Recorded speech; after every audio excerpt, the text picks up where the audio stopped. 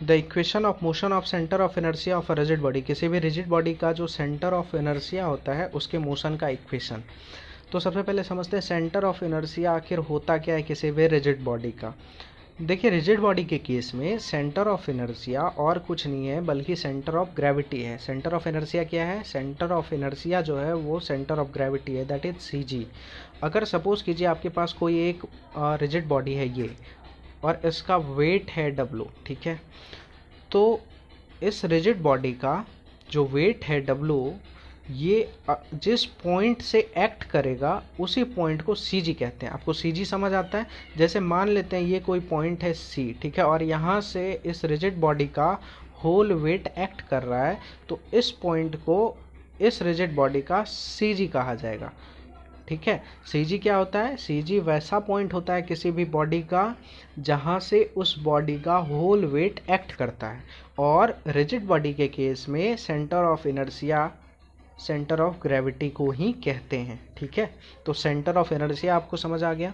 अब देखिए तो इसका स्टेटमेंट क्या है, ये देखिए स्टेटमेंट है the centre of inertia of a rigid body moves as if the whole mass of the rigid body were collected at it and as if all the external forces acting on the rigid body were acting on it in the direction parallel to those in which they act. इसका क्या मतलब हुआ? देखिए इसको अगर हम लोग एक कोई रिजिड बॉडी एग्जाम्पल लेके समझाए तो आपको बेटर समझ में आएगा। सपोज कीजिए आपके पास कोई एक रिजिड बॉडी है इस तरह का, इसका सेंटर ऑफ इनर्शिया मान लेते हैं सी है, ठीक है।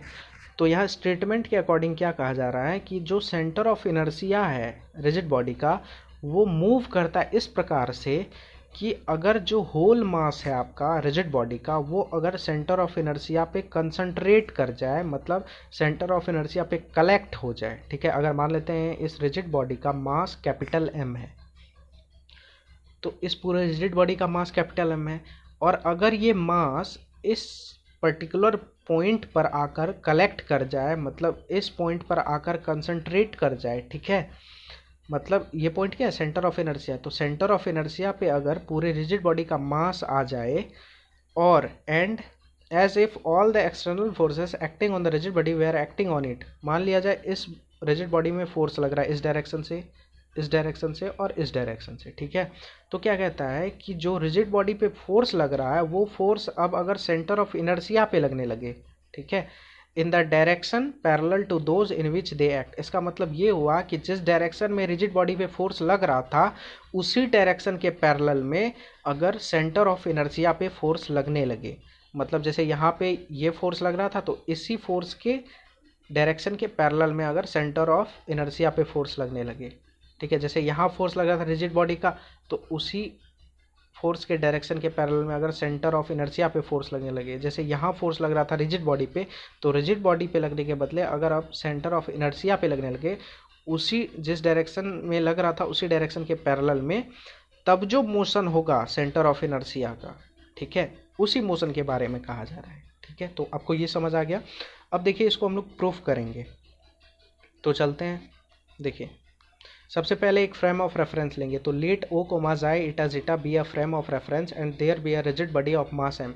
यहाँ देखिए 3 एक्सेस लेते हैं, ठीक है, 3D में जाई एक्सिस, इटा एक्सिस और जीटा एक्सिस। ओ क्या है? ऑरिजिन, और उसका कोऑर्डिनेट्स क्या है? 0 0 0। अब मान ले एक फ्रेम ऑफ रेफरेंस तो हम लोग ले लिए, तो वही लिखे late O comma xi eta zeta be a frame of reference. अब इस फ्रेम ऑफ रेफरेंस में मान लेते हैं कहीं पे एक रिजिड बॉडी है, ये एक रिजिड बॉडी है जो कि कहीं पे इस फ्रेम ऑफ रेफरेंस में रखा हुआ है, और इस रिजिड बॉडी का मास कुछ ना कुछ होगा क्योंकि रिजिड बॉडी है। तो मान लेते हैं इसका मास है कैपिटल एम, तो हमने वही लैंग्वेज में लिखा है कि late O comma xi eta zeta be a frame of reference and there be a rigid body of mass M, और एक रिजिड बॉडी है इस फ्रेम ऑफ रेफरेंस में कहीं जिसका मास क्या है? Capital M. ऐसा हम लोग सपोज करते हैं, ठीक है। अब देखिए आगे, चूँकि देखिए क्या है कि रिजिड बॉडी का सेंटर ऑफ इनर्शिया जो होगा उसके मोशन का इक्वेशन, तो रिजिड बॉडी तो कंसिडर कर लिया, अब इस रिजिड बॉडी का सेंटर ऑफ इनर्शिया पहले देख लेते हैं क्या है। तो रिजिड बॉडी है तो इसका सेंटर ऑफ इनर्शिया कहीं ना कहीं होगा, सेंटर ऑफ इनर्शिया कहीं ना कहीं होगा, तो हम लोग मान लेते हैं कि पॉइंट जी ही इसका क्या है? इस रिजिड बॉडी का सेंटर ऑफ इनर्शिया है। तो लिखते हैं लेट जी, जी पॉइंट है और ये कोऑर्डिनेट है x0 y0 z0, be the centre of inertia of the rigid body. मान लेते हैं कि यही पॉइंट जो जी है, ये पॉइंट, यही इस रिजिड बॉडी का सेंटर ऑफ इनर्शिया है, जिसका कोऑर्डिनेट्स क्या है, x naught, Y naught, Z naught, ऐसा सपोज करते हैं। ठीक है, अब देखिए ये रिजिड बॉडी है तो ये सिस्टम ऑफ पार्टिकल्स है। सिस्टम ऑफ पार्टिकल्स इसका क्या मतलब, इसका मतलब ये है कि इसमें बहुत सारा छोटा छोटा पार्टिकल होगा, हर जगह डिस्ट्रीब्यूटेड होगा। तो मान लेते हैं पॉइंट ए पर इस रिजिड बॉडी का एक पार्टिकल है। ठीक है, एक पार्टिकल ऐसा है जिसका मास स्मॉल m है।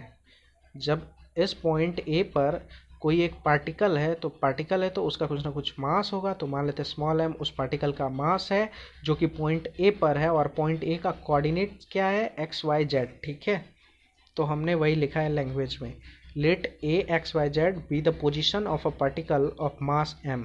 ठीक है, फिर देखिए, then from the definition of centre of inertia, centre of inertia के डेफिनेशन से क्या, तो हमने लिखा है x naught is equal to sigma M x by sigma m, फिर हो जाएगा y naught is equal to sigma M y by sigma m, फिर Z naught is equal to sigma M Z by sigma M. देखिए X naught Y naught Z naught क्या है, x naught Y naught Z naught है centre of inertia का coordinate. ठीक है, और M और एक्स क्या है, एम है इस पार्टिकल, जो पार्टिकल माने हैं इस पार्टिकल का मास, और x क्या है, उसका कोऑर्डिनेट। ठीक है, एक्स वाई जेड क्या है, उसका कोऑर्डिनेट है। ठीक है, अच्छा देखिए ये आपको समझ आता है कैसे होता है, ये सेंटर ऑफ इनर्शिया के डेफिनेशन से ये कैसे होता है। देखिए इसको हम थोड़ा बता देते हैं। जैसे मान लीजिए आपके पास कोई दो पार्टिकल है, मान लेते हैं एक ये पार्टिकल है, ठीक है, और एक ये पार्टिकल है। ठीक है, दोनों का मास मान लेते हैं हम, इसका मास मान लेते हैं m1 है। ठीक है, और इसका मास मान लेते हैं m2 है। ठीक है, और मान लेते हैं ये एक्स वाई प्लेन में रखा हुआ है, ये एक्स एक्सिस, ये वाई एक्सिस, और ये ओरिजिन। ठीक है, तो ये जो सिस्टम ऑफ पार्टिकल्स है, ठीक है, ये क्या है, सिस्टम ऑफ पार्टिकल, क्योंकि दो पार्टिकल है, मान लेते हैं ये किसी तरह से ज्वाइंट है एक दूसरे से, और ये जो ज्वाइंट जो है इसका मास इन दोनों के मास के रिलेटिवली बहुत कम है, इसलिए इसको नेगलेक्ट करके चलते हैं। तो इसका मास हम लोग मानते हैं m2 है, और इस पार्टिकल का मास मानते हैं m1। तो ये क्या है, सिस्टम ऑफ पार्टिकल्स है, दो पार्टिकल है हमारे पास। अब अगर देखिए, अगर ये मान लेते हैं m1 जो है ये along x axis x1 distance पे है, मतलब क्या हुआ, मान लेते हैं ये क्या है, x1 डिस्टेंस पे है ये पार्टिकल। ठीक है, और मान लेते हैं कि ये जो पार्टिकल है जिसका मास m2 है ये x2 डिस्टेंस पे है along x एक्सिस। ठीक है, तो इस सिस्टम ऑफ पार्टिकल का CG जो होगा, मतलब CG क्या होगा, रिजिड बॉडी के केस में सेंटर ऑफ इनर्शिया, तो सेंटर ऑफ इनर्शिया जो होगा इस सिस्टम ऑफ पार्टिकल्स का, मतलब बॉडी का, मान लेते हैं सेंटर ऑफ इनर्शिया इसका यहाँ पे है। ठीक है, यहाँ पे है इसका सेंटर ऑफ इनर्शिया। तो सेंटर ऑफ इनर्शिया का डिस्टेंस क्या होगा अलोंग द सेम एक्सिस, मतलब अलोंग एक्स एक्सिस, यहीं से डिस्टेंस क्या होगा इस पॉइंट का। मान लेते हैं अगर सेंटर ऑफ इनर्शिया तो इस पॉइंट को मान लेते हैं जी, तो यहाँ से लेके जी का डिस्टेंस क्या होगा, यहाँ से लेके जी का डिस्टेंस क्या होगा, तो उसका एक फॉर्मूला होता है। ठीक है, आप पहले पढ़ चुके होंगे। अगर ये डिस्टेंस हम लोग मानते हैं यहाँ से लेके जी का जो डिस्टेंस है वो अगर डी मान लेते हैं कि ये जो डिस्टेंस है जी तक का डिस्टेंस वो डी है, तो इसका फॉर्मूला होता है डी इज इक्वल टू होता है m1 x1 plus m2 x2, ठीक है, बाय m1 प्लस m2। ठीक है, तो हम क्या देखें कि अगर दो पार्टिकल है तो इस तरह से होगा। ठीक है, तो देखिए इसको d इज इक्वल टू, अगर दो पार्टिकल का सिस्टम है तो कैसे हुआ, m1 x1 plus m2 x2 bye m1 plus m2। ठीक है, यहाँ m1 क्या था, फर्स्ट पार्टिकल का मास, m2 क्या था, सेकंड पार्टिकल का मास, और x1 क्या था, फर्स्ट पार्टिकल जिसका मास m1 है उसका डिस्टेंस अलोंग x एक्सिस, या कोई भी एक सर्टेन लाइन या किसी भी सर्टेन एक्सिस के अलोंग डिस्टेंस। ठीक है, और x2 क्या था, उस दूसरे पार्टिकल जिसका मास m2 है उसका डिस्टेंस उसी एक्सिस के अलोंग। ठीक है, तो जो Cg का जो उन दोनों पार्टिकल का, उन दोनों सिस्टम ऑफ पार्टिकल्स जो है, वहाँ कितने पार्टिकल्स हैं, दो पार्टिकल्स हैं, तो वो सिस्टम ऑफ पार्टिकल्स है। तो उस सिस्टम ऑफ पार्टिकल्स का Cg का जो डिस्टेंस होगा अलोंग द सेम लाइन, ठीक है, जिस एक्सिस के अलोंग लिए हैं, अलोंग द सेम एक्सिस, उस सिस्टम ऑफ पार्टिकल्स का Cg का डिस्टेंस क्या होगा, तो उसका फॉर्मूला होता है d is equal to m1 plus m2 by m1 plus m2। देखिए ये चीज़ तो है दो पार्टिकल के लिए। अगर n पार्टिकल हो तो क्या लिखेंगे, तो उसका जनरलाइज फॉर्म है, अगर n पार्टिकल हो तो जो d होता है वो बराबर हो जाता है, अगर आपके पास n पार्टिकल्स हो, ठीक है। तो मान लेते हैं जैसे यही रिजिड बॉडी है, ठीक है, मान लेते हैं इसमें n पार्टिकल्स है, छोटा छोटा छोटा छोटा छोटा छोटा पार्टिकल से, बहुत सारा पार्टिकल से, n पार्टिकल से, और मान लेते हैं पहले का मास m1 है, दूसरे का m2, इसी तरह nth पार्टिकल का मास mn है, ठीक है। और सारे का डिस्टेंस मान लेते हैं यहाँ से, ठीक है, यहाँ से डिस्टेंस इसका x1 है पहले पार्टिकल का, दूसरे पार्टिकल का डिस्टेंस x2 है, तीसरे का x3 है, इसी तरह nth पार्टिकल का डिस्टेंस मान लेते हैं अलोंग दिस एक्सिस xn है, ठीक है। तो जो Cg का जो डिस्टेंस होगा अलोंग द सेम एक्सिस, इस एक्सिस के अलोंग Cg का जो डिस्टेंस होगा इस पार्टिकल, ये सारे पार्टिकल्स का कॉम्बिनेशन होके ये क्या हुआ, सारे पार्टिकल का जो कॉम्बिनेशन है उसको क्या बोलते हैं, रिजिड बॉडी बोलते हैं, ठीक है। तो रिजिड बॉडी का जो सेंटर ऑफ इनर्शिया होगा या सेंटर ऑफ ग्रेविटी जो होगा उसका डिस्टेंस क्या होगा इसी एक्सिस के अलोंग, तो उसका फॉर्मूला होता है, अगर देखिए n पार्टिकल्स यहाँ लिए हैं तो इसका जनरलाइज फॉर्म में हो जाता है d is equal to m1x1 plus m2x2, ठीक है, प्लस डॉट डॉट डॉट इसी तरह चलते रहेंगे, प्लस mnxn, ठीक है, by m1 plus m2 plus dot dot dot plus mn। ये आपको समझ आया ये क्या हुआ, ठीक है। अब देखिए इसको और थोड़ा शॉर्ट करना चाहेंगे तो क्या लिखेंगे, इसी चीज़ को हम लिख सकते हैं, देखिए इस चीज़ को देख लीजिए, अब मिटा रहे हैं इसको, तो इसी चीज़ को हम लिख सकते हैं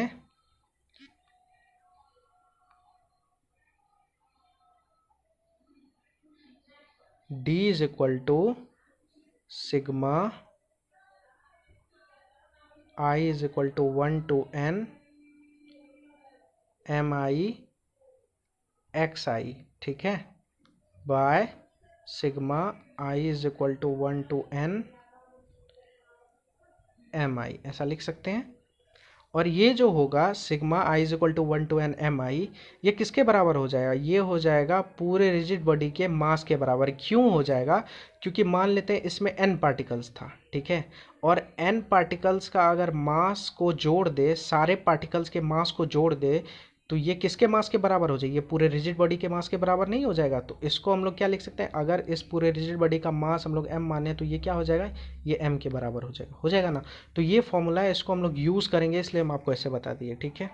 अब देखिए, तो इसलिए then from the definition of centre of inertia, centre of inertia के डेफिनेशन से x naught is equal to, x naught क्या हुआ, x नोट हुआ इस एक्सिस के अलोंग सेंटर ऑफ इनर्शिया का डिस्टेंस। तो अभी बताया मैंने कैसे होता है, तो x naught is equal to sigma M x by sigma m, इसी को हम लोग इक्वल टू करके लिख सकते हैं सिग्मा एम एक्स बाय, देखिए सिग्मा एम जो होगा जब सारे छोटे छोटे सारे पार्टिकल्स के मास का जब आप सम करेंगे, मान लेते हैं इसमें बहुत सारा छोटा छोटा पार्टिकल है, सिग्मा एम का क्या मतलब हुआ, मान लेते हैं जैसे देखिए यहाँ पे एक पार्टिकल था, इसका मास एम था, तो सिग्मा एम का क्या मतलब हुआ, सिग्मा एम का मतलब हुआ इस रिजिड बॉडी में जितना भी पार्टिकल है सारे पार्टिकल के मास का सम, ठीक है। मान लेते हैं यहाँ छोटा छोटा पार्टिकल था, तो सिग्मा एम का क्या मतलब हो गया, सिग्मा एम का मतलब हो गया सारे पार्टिकल के मास का सम। ये किसके बराबर हो गया, ये हो जाएगा पूरे रिजिड बॉडी के मास के बराबर हो जाएगा ना। तो और यहाँ रिजिड बॉडी का मास क्या माने हम लोग, कैपिटल एम, तो sigma M is equal to क्या हो जाएगा यहाँ, कैपिटल एम, तो यही वहाँ पे लिखे हैं। तो देखिए is equal to sigma M के बदले कैपिटल एम। फिर देखिए वाई नोट बराबर हो जाएगा sigma M Y by sigma M is equal to sigma M Y by sigma M के बदले कैपिटल एम। फिर Z naught is equal to sigma M Z by sigma M is equal to sigma M Z by sigma M के बदले capital M. अब इसको system 1 मान लेते हैं, क्योंकि देखिए यहाँ 3 इक्वेशन आया, ठीक है। तो सिस्टम ऑफ इक्वेशंस हुआ, तो इसको फर्स्ट सिस्टम मान लेते हैं, ठीक है, सिस्टम 1, ठीक है। और यहाँ देखिए लिखा where sigma M is equal to capital M is the mass of the rigid body. Sigma M जो है वो क्या है, कैपिटल एम के बराबर है, जो कि मास है पूरे रिजिड बॉडी का। ठीक है, अब देखिए let F is equal to X I plus Y J plus Z K be the external force acting on the particle at A. अब मान लेते हैं कि ये जो पार्टिकल जो हमने माना था, जो कि पॉइंट ए पर है, इस पर कोई एक एक्सटर्नल फोर्स एक्ट कर रहा है। इस पर मान लेते हैं कोई एक फोर्स लग रहा है, वो फोर्स क्या है, एफ। ठीक है, एफ वेक्टर, ये फोर्स इस पार्टिकल पर लग रहा है। फिर देखिए, तो वही हमने लैंग्वेज में लिखा है let this acting on the particle at A, then the equation of motion of the rigid body due to translation are. तब आप ये पहले पढ़ चुके हैं, इक्वेशन ऑफ मोशन जो होता है किसी भी रिजिड बॉडी का, ट्रांसलेशन के वजह से, ड्यू टू ट्रांसलेशन, वो ऐसा होता है sigma M X double dot is equal to sigma X, sigma M Y double dot is equal to sigma Y and sigma M Z double dot is equal to sigma Z. इसको system 2 मानेंगे। ठीक है, ये कहाँ से आया, ये पिछली वीडियो में मैंने बताया, आप वहाँ से देख सकते हैं। Equation of motion of rigid body से होता है ड्यू टू ट्रांसलेशन। ठीक है, इसको सिस्टम 2 मान लेते हैं। अब देखिए नाउ फ्रॉम वन से, वन क्या है, वन तो यही है। अब देखिए वन में करना कुछ नहीं है, एक्स नोट किसके बराबर है, sigma M x by sigma by M के। एक्स नोट किसके बराबर है, sigma M x by M के। तो इसको थोड़ा इधर इधर उधर करते हैं, तो ये इम्प्लाई क्या करेगा, ये इम्प्लाई करेगा सिग्मा एम एक्स बराबर हो जाएगा आपका, एम को इधर भेजिए तो एम एक्स नोट होगा। सिमिलरली यहाँ क्या हो जाएगा, यहाँ हो जाएगा sigma M Y is equal to M Y naught होगा। फिर यहाँ क्या हो जाएगा, यहाँ हो जाएगा sigma M Z is equal to M Z naught. ठीक है, तो इसी को अभी हम लोग यहाँ पे लिखेंगे। देखिए नाउ फ्रॉम वन है ना, नाउ फ्रॉम वन, देखिए यही चीज़ वहाँ पे अभी निकाल के रखे थे और इसी चीज़ को लिखे हैं। Sigma M X is equal to M X naught, sigma M Y is equal to M Y naught, sigma M Z is equal to capital M Z naught. ठीक है, ऐसा लिखें। चलिए अब इसको डिफ्रेंशिएट करेंगे, क्या करेंगे, डिफ्रेंशिएट करेंगे twice with respect to T. यहाँ देखिए एक टी छूट गया है। ठीक है, तो यहाँ पे आपको एक्स्ट्रा में एक टी लिखना है, क्योंकि with respect T O two, ये तो टू हो गया, विथ रिस्पेक्ट टू टी। और ये टी मतलब क्या है, यहाँ पे टी मतलब है टाइम। टाइम के रिस्पेक्ट में 2 बार डिफ्रेंशिएट करेंगे, किसको, इसको,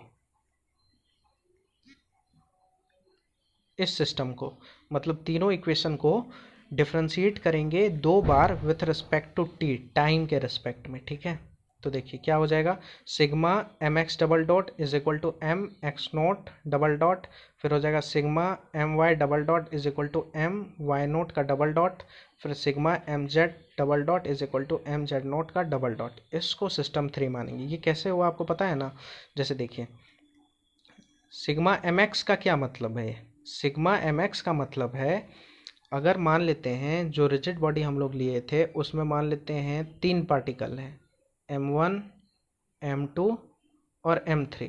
ठीक है, और इसका डिस्टेंस है अलोंग द एक्सिस, मान लेते हैं जाई एक्सिस के अलोंग, इसका डिस्टेंस है x1, M1 का डिस्टेंस है x1 और M2 का डिस्टेंस है x2 और M3 का डिस्टेंस है x3। ठीक है, तो सिग्मा mx का यहाँ मतलब है, ये जो लिखा हुआ है इसका क्या मतलब, इसका मतलब है m1 x1 plus m2 x2 plus m3 x3।